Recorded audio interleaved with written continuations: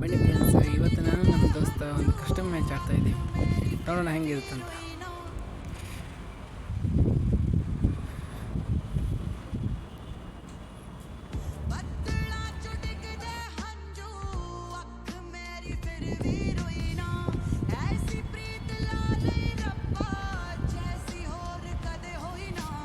ಎಲ್ಲಿದ್ದಾನೆ ಅವನು? ಕಾಣಿಸವಲ್ಲ.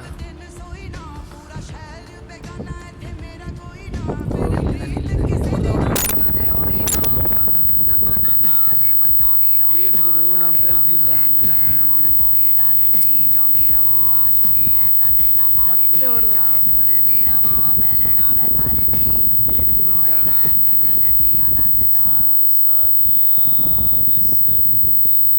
ನಾನು ನೋಡಿ ಫ್ರೆಂಡ್ಸ್, ನಾನು ಆಡ ಕಳಿಸಿ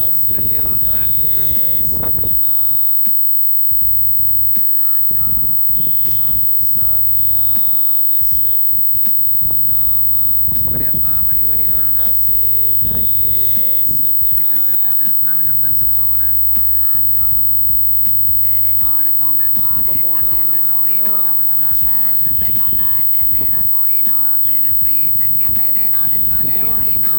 ಫ್ರೆಂಡ್ಸ್